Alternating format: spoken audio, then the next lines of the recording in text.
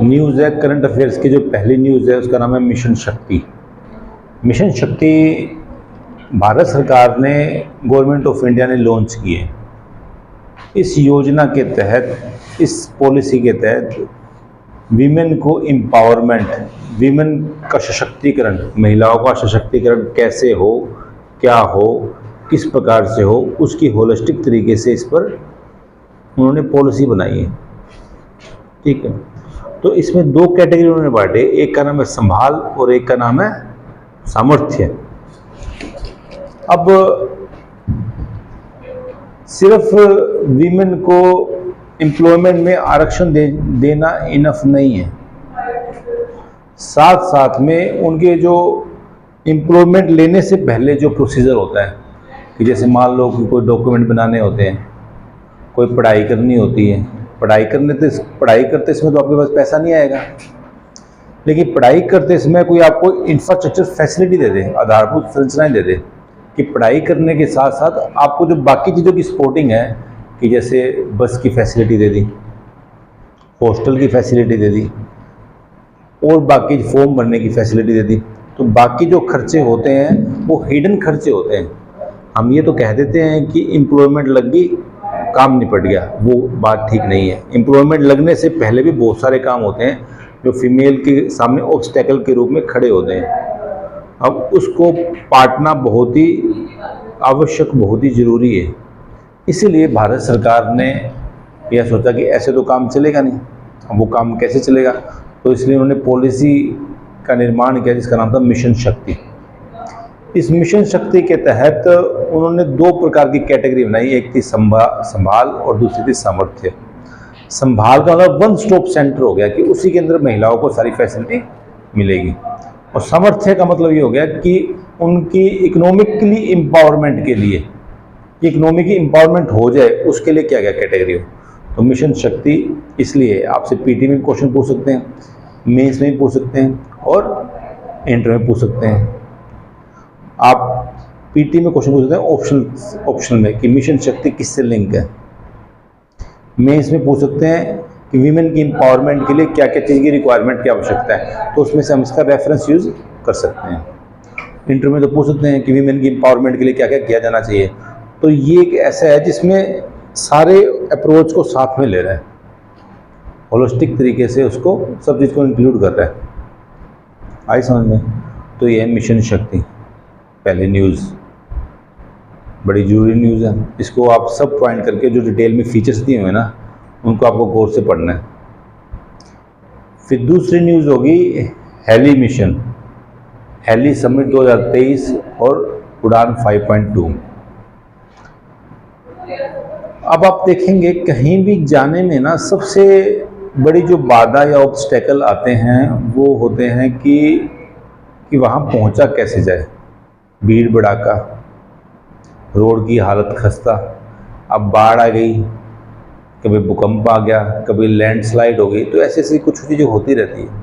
ये तो खैर कुछ होती रहती है, लेकिन क्या है कि हमारे कई हिस्टोरिकल रिलीजियस सेंटर ऐसे ऐसे इंटीरियर ऑफ द सिटी है, मतलब कि इंटीरियर में है, मतलब कि सिटी में नहीं है, वो किसी गांव के आसपास पड़ जाते हैं या इंटीरियर जंगल में पड़ जाते हैं, तो वहाँ तक जाने की फैसिलिटी ना सही तरीके से नहीं है।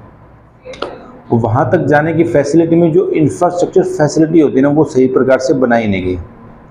और जब वो सही प्रकार से बनाई नहीं गई तो उसमें कई प्रकार की समस्याएं आ जाती हैं। तो इसी चीज़ को दूर करने के लिए मध्य प्रदेश सरकार ने एक हेली समिट रखी है।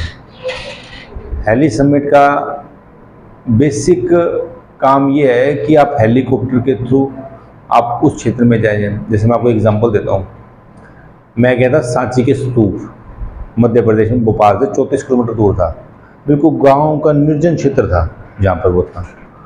कोई भी टैक्सी वाला जा नहीं रहा था, और जा भी रहा था बहुत सारे पैसे मांग रहा था। रास्ता है 20 किलोमीटर 25 किलोमीटर का, लेकिन वो मांग रहा था 50 रुपये किलोमीटर के हिसाब से, 2 से 3 हज़ार, 50 का 100 रुपये किलोमीटर के हिसाब से मांग रहा था। क्योंकि उसको पता है इंटीरियर क्षेत्र में है, तो वहाँ जाना मुश्किल है। तो अब कोई जाने वाला भी बंदा होगा तो जाएगा नहीं ये ऐसे करने के बाद। तो इसीलिए मध्य प्रदेश सरकार ने हेली सर्विसेज स्टार्ट किए हैं, ठीक है। और साथ साथ में उड़ान नाम से होगा, जिसमें छोटे से छोटे जिलों को रीजनल लेवल पे कनेक्ट करना। आई बात सुनो, जैसे हिसार से अभी चंडीगढ़ एयरप्लेन चलने लग गया है, हिसार से, पता होगा आपको। लेकिन इसमें एक बड़ी खामियां हैं।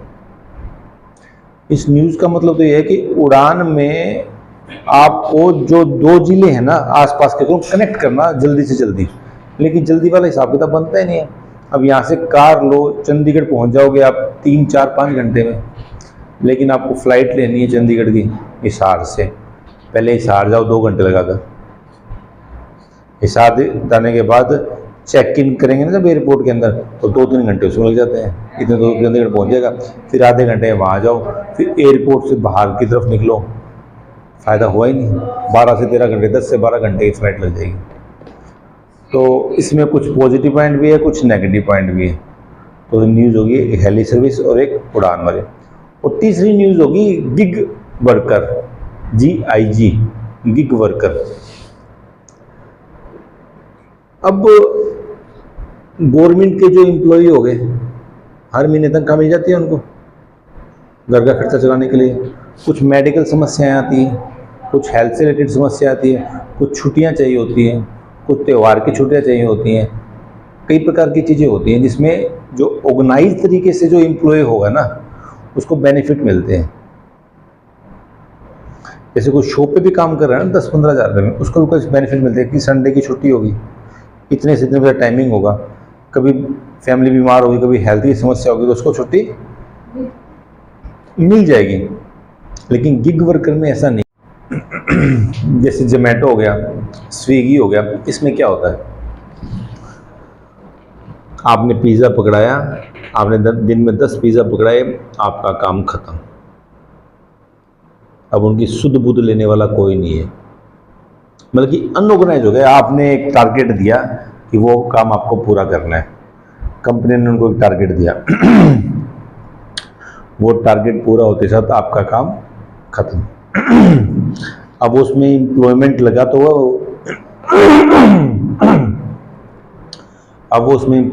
तो लेकिन उसको कुछ बेनिफिट मिल नहीं रहा। कुछ बीमार हो जाए, हारी बीमारी हो जाए, तो एम्प्लॉयर उसकी रक्षा करेगा नहीं, ना कोई हेल्थ फैसिलिटी, ना कोई एक्सीडेंट फैसिलिटी। एक्सीडेंट तो होता रहता है क्योंकि वो जाते हैं, रोड से जाते हैं, ट्रांसपोर्टेशन जाते हैं, तो पॉसिबिलिटी बढ़ जाती है ना एक्सीडेंट होने की, पॉसिबिलिटी बढ़ जाती है एक्सीडेंट होने की।